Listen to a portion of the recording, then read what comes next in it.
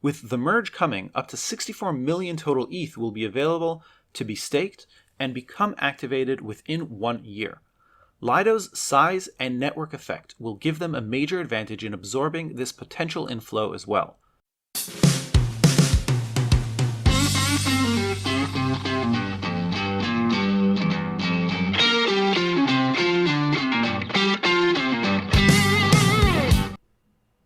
Hello and welcome back to Ethereum Audible. Hope your Tuesday is going great and you're ready for some deep dives. I'm just kidding. Today I actually wanted to go through a bit of a lighter, shorter read than the last two. The last two were kind of heavy, technical reads about Flashboys, Flashbots, MEV, a little bit on the technical side. Today I want to tackle and actually continue tackling topics that are related to the merge, but from a risk assessment side to it.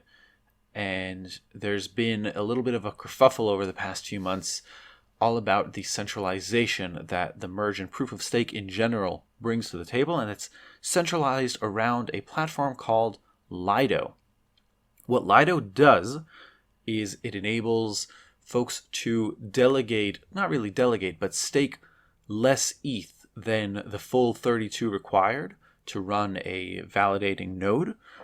And they take care of that. They have a network of nodes who run validators.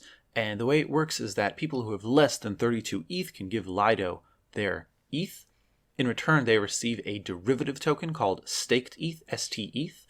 And they pool 32 ETH together, give it to a node that they run or that they've partnered with, and that node then becomes a validator on the Ethereum proof of stake network, and it distributes the rewards to you on your pro rata share. And that way it allows smaller folks to be a validator, or at least contribute to the validation and receive some of the staking rewards. There's been an issue coming up because Lido has really dominated this field over the past year, and people have been staking ETH through Lido and receiving their staked ETH in return, and the concern of the ecosystem is that this will lead to centralization. And so today I wanted to read a piece that I found on the web called Ethereum's Centralization Dilemma through Lido Staking. It's by a platform called SureSats, which is a Bitcoin-focused website, and seems like pretty good content on the Bitcoin side of things, and I like reading alternative takes on Ethereum from other players in the crypto ecosystem. So this seems like it's relatively short, it's 7-8 minutes long, and it'll give a good overview of this issue. And over time, we'll also read some of the more kind of in-depth takes that the Ethereum Foundation and people in the Ethereum R&D Discord and people in general Ethereum ecosystem have suggested to deal with this, because everyone's aware of this issue. Some people like it more, some people like it less. If you want to dive into Lido, then they've had a few good podcast interviews. Some of them are on Bankless, some of them are on a few other platforms, depending on how technical you want to go. But this is a good place to start, and so by the end of today's read, you'll have a good idea of what the centralization attack risk vector on Ethereum proof of stake through Lido staking is. But before we dive into that, I, as always, want to give a shout out to Alpe Audio, ALPE Audio. If you want to learn on the go, if you want to remember things in depth, even better than Ethereum Audible, which is kind of content that I'm reading through and it's not really tailored for audio, well, Alpe Audio is your place. It's an audio course platform built for learning on the go when you're driving, walking the dog, at the gym, washing the dishes. Just pop the earphones in and press play. Content is streamed straight to your brain, but actually in a way that you can remember. We use all kinds of pedagogical techniques to make sure that the memory and learning sticks. So head over to Alpe Audio. That's kind of the backer for Ethereum Audible. Gives me the time and the opportunity to do this passion project of mine. So if you want to support the show, head over there. Download the app, ALPE Audio. You can find it in any app store. And even if you want to help even more, becoming a subscriber would just mean the world to me. And that's it for now.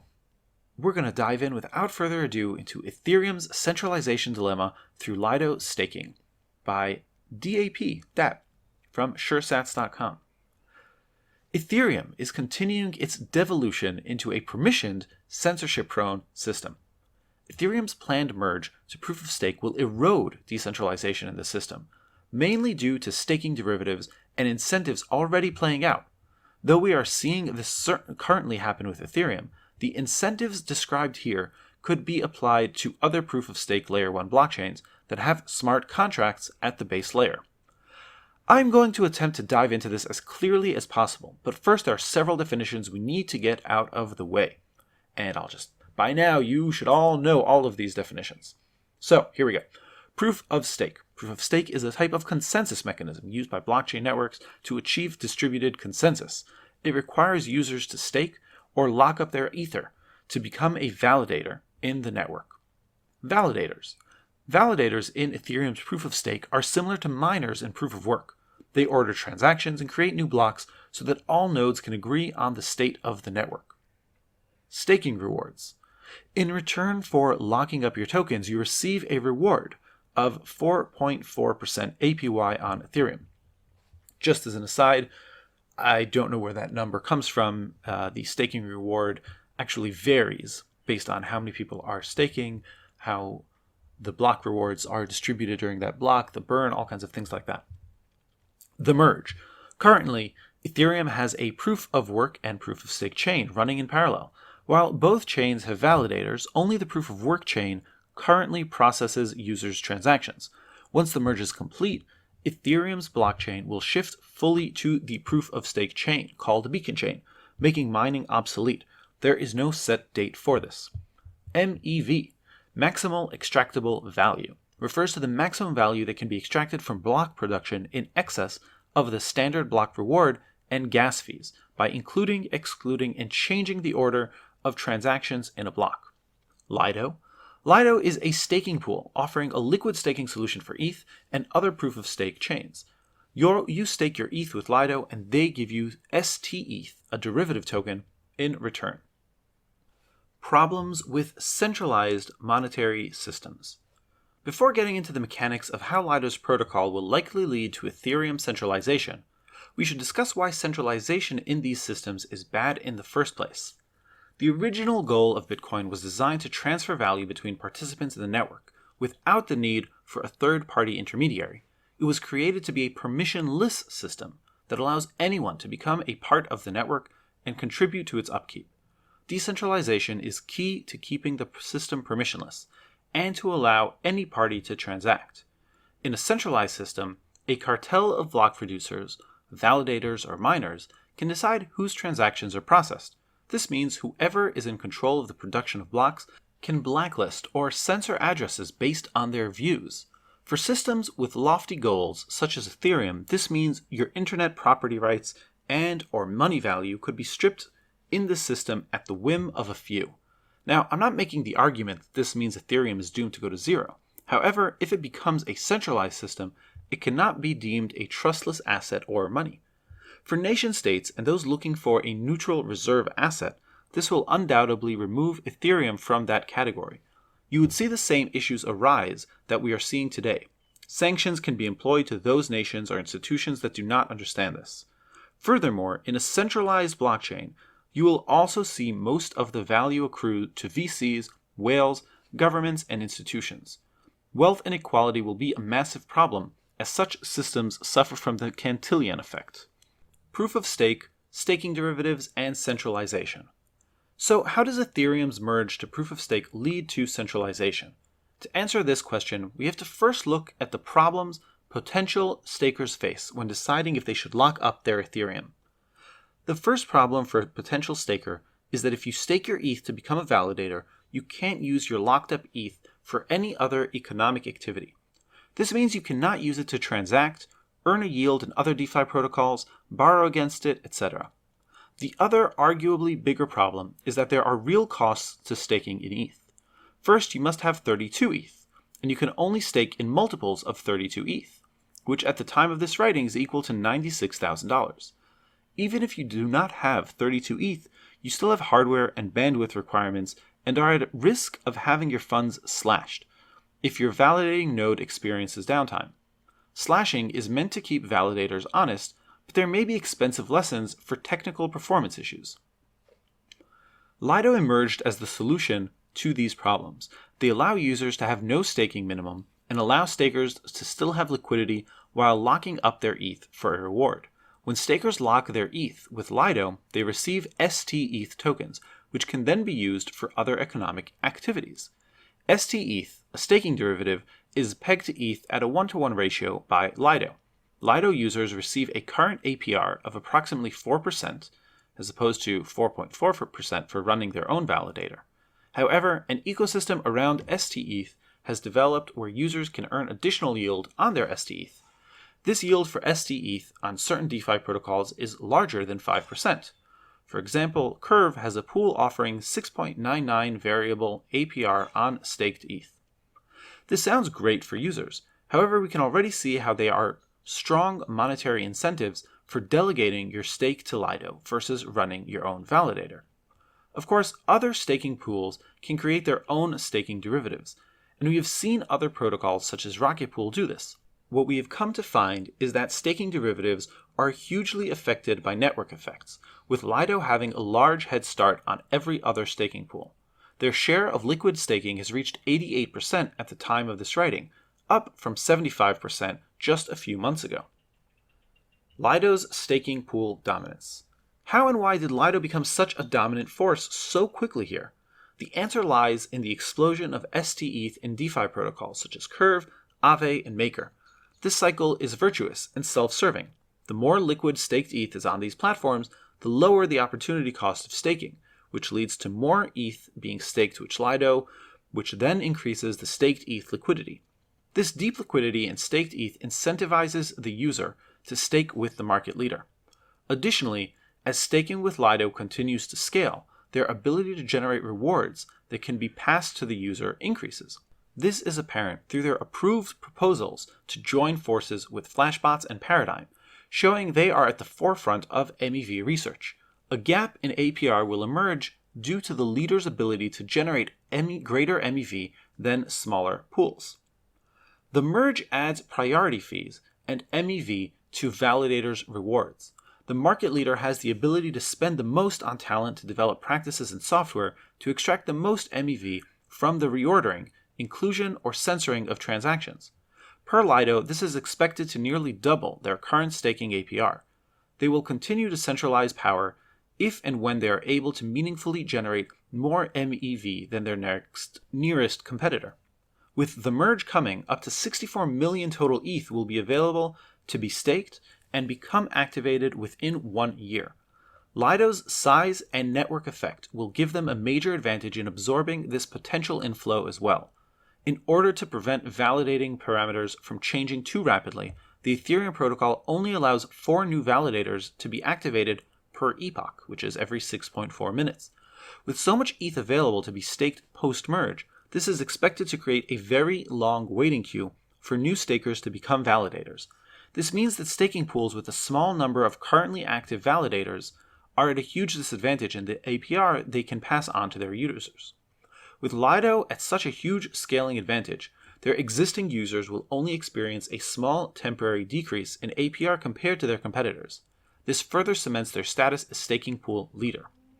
Lido has more than 25% of all staked ETH, and as mentioned before, staked ETH represents 88% of staking derivatives. Right now, staking derivatives only represent about 30% of all staked ETH. However, the incentives mentioned above show how this number can easily explode. It's not hard to imagine how greater than 80% of all ETH can be staked with Lido. Lido's control of Ethereum. So now that we have established how Lido remains the leader and is poised to take on a much larger share of ETH, we can start to dive into how this creates problems with Ethereum as a whole. Right now for their services, Lido charges a 10% fee on staking rewards. This has now become the norm for staking pool fees. If Lido becomes a monopoly here, they will have full reign over the staking pool fee market. This pricing power will cause long-term massive wealth inequalities. If you believe Ethereum will survive long-term and become a multi-trillion-dollar asset as many ETH maxis do. Lido was promoted as a decentralized staking pool, in contrast to centralized exchanges. However, Lido is one of the most centralized protocols in terms of their governance token allocation. LDO is the governance token that gives rights to Lido DAO's treasury, which currently receives half of the 10% staking fee. Lido DAO also decides key parameters for Lido such as fees, upgrades, and voting for validators. Lido DAO voted node operators receive the other half of the 10% staking fee. The governance token, LDO, allows holders to vote on any proposal in the Lido DAO.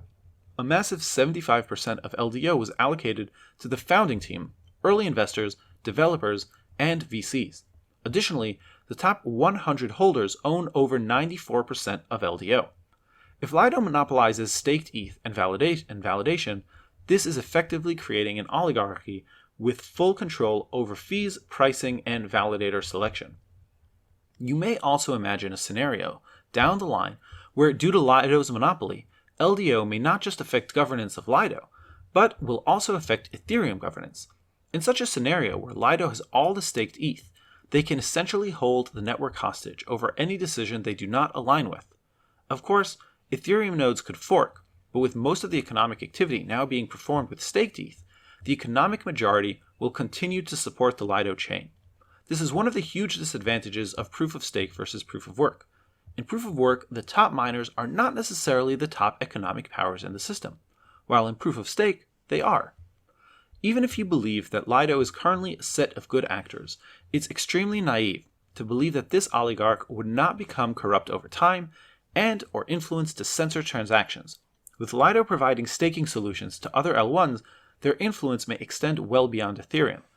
This only further emphasizes how and why Bitcoin is in a league of its own. Decentralization and incentives matter if you want a free and open monetary system. All right, that was Ethereum's Centralization Dilemma through Lido Staking by SureSats. And this piece, this article, the situation that we're now in with Lido actually highlights the main concern that I had from MEV that I pointed out at the end of last week's read, which is that a technically savvy validator can team up with MEV experts and rearrange blocks so that they are really reaping most of the rewards from Ethereum smart contracts and transactions. And this creates a kind of wealth and expertise begets more wealth and expertise. It's not a network effect, but it's more of a flywheel effect, where someone can break out into the lead, get more talent, get further into the lead, a little bit like how Apple leads the day today with their silicon chips.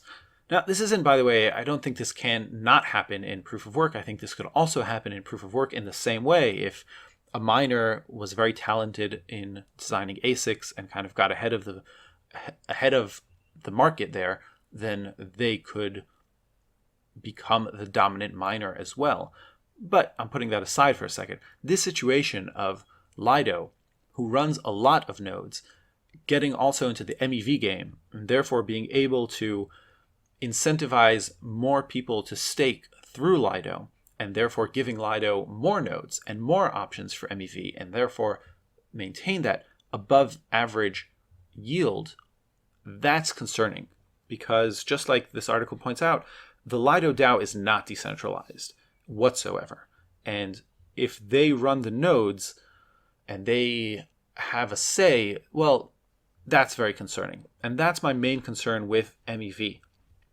Now, this isn't a situation that the ecosystem is not aware of. They are aware of it. And the main concern, I'll just focus in on it. The main concern is two. It's one, that the MEV partnership will lead to that sustained competitive advantage, and therefore that will lead to a very high percentage of node operators. If Lido was 10% or 20% of node operators on Ethereum, we wouldn't really care.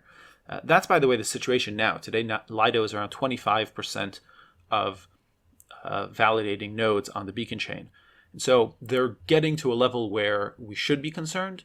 They're not at a level where we are completely 100% concerned, but it's definitely concerning. Also, by the way, Lido is not one entity, they're different node operators, but let's treat them as if they're one entity. So the main concern is that they in collaboration with the MEV that they can generate, they'll be able to, just because of capitalism, get enough nodes on the network that they will control a dominant part of the validation that's happening. That is the main concern. I'm going to put aside for a second the issue of staked ETH and as a financial derivative and get to that at the end.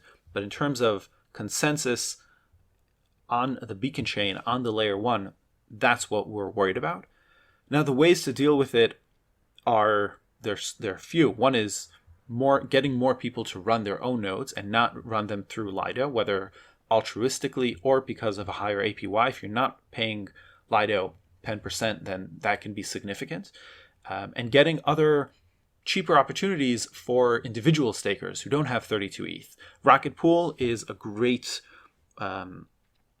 alternative to that. They launched not that long ago. They launched at the end of 2021, which is one of the reasons why they don't have such a high market share, but they're a really good option to look at instead. And eventually to bring a design of a light validator node, which is definitely on the Ethereum roadmap. It'll just take a while. This isn't something of a year or two, probably further out, but more democratization of validating a node. This is actually an advantage that Ethereum has over proof of work, the sense that me with my 8 ETH, 10 ETH, 12 ETH, whatever it is, I could become a partial validator on a light client, whereas I could never be a miner. I would never be able to run a mining rig and have any relevant say in the network on Bitcoin.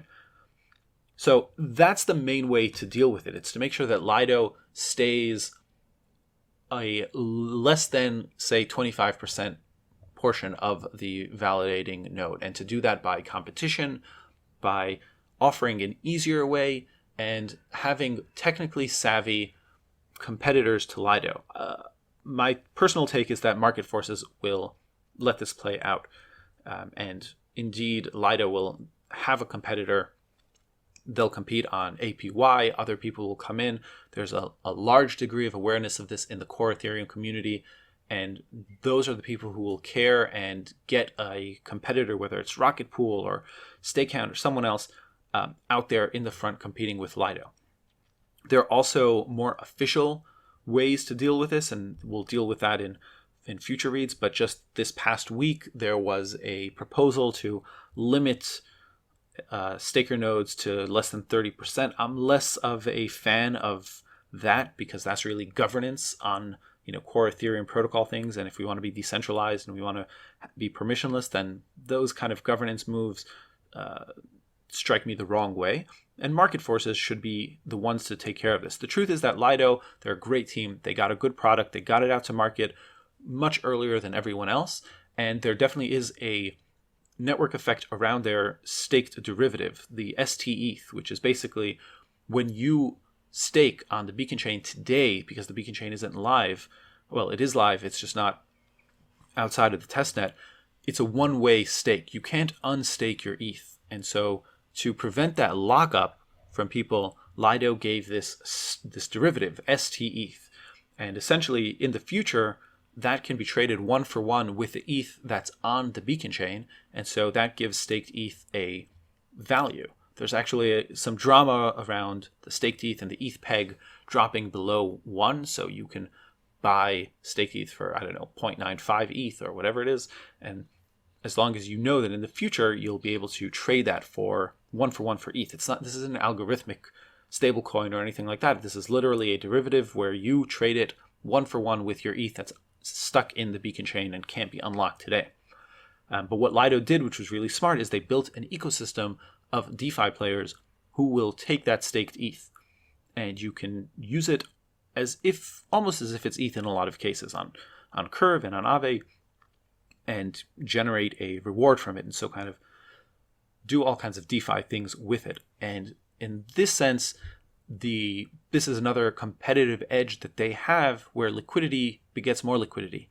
And this is definitely a network effect, where the more pools, the more DeFi protocols work with staked ETH, the more incentive people have to stake with Lido, because they know that their derivative token will be valuable. Now, I think this case peters out a little bit just because let's say if Rocket Pool becomes a large competitor to Lido, then they'll also achieve kind of the critical mass to make sure that their stake token has value. And the other thing is that there was really just no alternative to Lido up until a few months ago, and that's why they took a lot of the market share. So all of this isn't to say that this isn't concerning. This is very concerning. This is exactly the case that I think we have to watch out for, especially because Lido is not decentralized in any way, shape, or form, and they do control so much because their team did a great job. But it is to say that this isn't this isn't as pressing as a lot of people point it out to be, mainly because they still only control, around 25% of the validating nodes. And I think we're kind of at peak Lido because competition is now coming to the market. They had a lead, they had a good start, they were first to market, but now there's real competition and a real awareness around it, and people don't want Lido to be the majority winner. And so market forces, I think, will play out to kind of in a year, we'll see that Lido will have, 18% of the market, Rocket Pool will have 18% of the market, and things will have calmed down. Much like in Bitcoin mining pools, some mining pools have huge amounts of the mining power, and no one's that concerned about it. So that's all for this read. It was short, relatively short, but I think it's an important one. It's a topic we're going to keep on discussing, the risks of proof-of-stake Ethereum, just because the merge really is around the corner. If I had to guess, I would say it happens in September. That's kind of what the consensus is, especially because last week we had a successful merge of the Ropsten network. And I know there's a lot of skepticism out there. Will the merge happen? Will the merge not happen? They've been saying it'll happen for so many years. The merge is happening, fellas. The merge is going down. Test networks have been tested. There's another one coming up, Gorelli, in the next few weeks. So we're heading towards the finish line here. And barring any completely unforeseen bugs or events, well, I think it's happening. And September is my bet. So, important to know what are the risks, what can be happening here. That's why we're staying on track. We're doing some in-depth reads. I think next week we're going to be doing 3 attacks on proof-of-stake Ethereum, reorg attacks, because that's also a really important topic to keep front and center. But with all of the focus on attacks and consensus and risks, it's also important to keep in mind what are the rewards when the merge happens. And just so you remember, when the merge happens, it's not that gas prices go down. Gas prices stay the same. Gas prices only go down when more activity migrates to layer 2s. But what does happen is the block rewards drop dramatically because the payment to miners for the proof of work all of a sudden disappears, and we go to proof of stake, which is cheaper in the sense of payments to miners, and therefore the issuance of Ethereum will drop. When you have a supply crunch, well, we all know what that means to prices usually. It might not be immediate, it might take some time, but supply crunches, it's really like a huge halving event for Ethereum. And it's more than halving because the issuance is cut by more than half. Very dramatic, probably, for the issuance and supply out there of ETH. That's why it's important also to keep in mind what the rewards can be. And with that, have a great week. Feel free to give a shout out on Twitter. Always love those. At Ethereum Audible. Let me know what you want to be read. Let me know what topics you're interested in. Also, if you want to give a review on the app stores, that's always fantastic. This is a niche podcast for, the people who love this kind of in-depth content for Ethereum. But if you do, and you know folks who are kind of as in-depth as you are, then pay it forward. Always happy to get more listeners to the pod. Thanks a lot. Have a great week. See you on Friday.